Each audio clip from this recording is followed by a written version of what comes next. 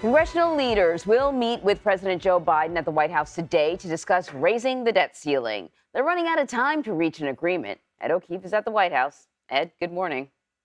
Anne-Marie, good to see you. Happy Tuesday.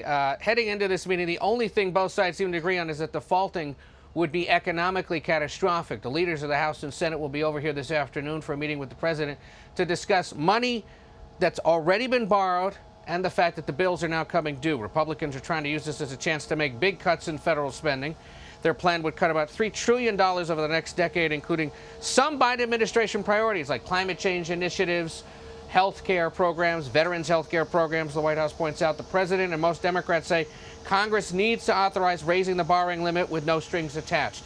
If things don't get sorted out in the coming weeks, the president says he hasn't ruled out invoking a little-known part of the 14th Amendment. Go look it up. It says the validity of the U.S. debt shall not be questioned, regardless of how much has been authorized. Congress has to move quickly here. The Treasury Secretary says the U.S. could run out of money by June 1st. Issue is there are only a handful of days left on the calendar this month when both the House and Senate are in town. And so there's a chance that they're going to have to add a handful of days to the calendar in order to sort this out, or find a way to pass a temporary extension and give Congress and the White House more time to sort this out. Good job navigating that, as usual. So then, about today's meeting, what is the president actually sort of hoping will come out of this? Or is this just like an opening conversation?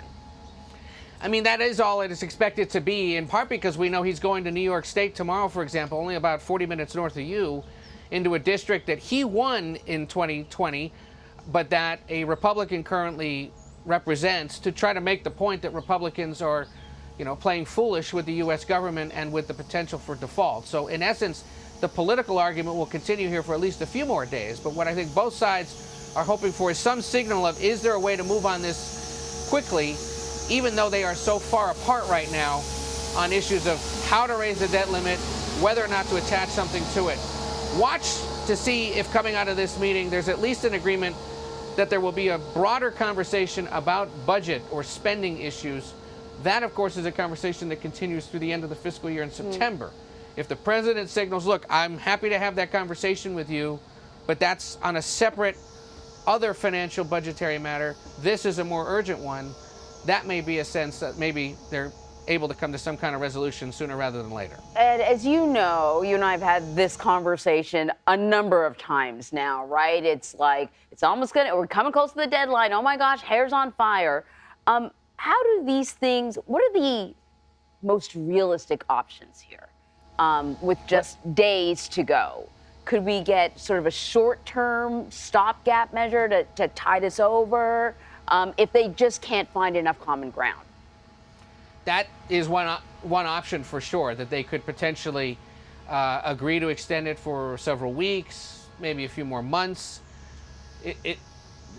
The crass political aspect of this, though, is that both sides want to be having this fight, if that makes sense, even though it's going to potentially put the U.S. economy and everybody's bottom line at risk, because it is a way to have a substantive disagreement over issues of dollars and cents. The president, the White House, for example, in the last few weeks has pointed out that House Republican plan, guts very popular programs. Most recently, they're pointing out that it would cost potential border agents their jobs, or the expansion of Customs and Border Protection at a time when Republicans are very concerned about immigration and border security. So that's a popular cudgel that essentially the Democrats and the White House can use against Republicans.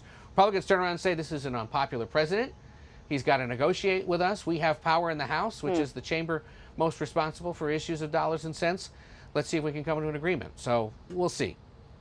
We'll see, indeed. Ed, thank you very much.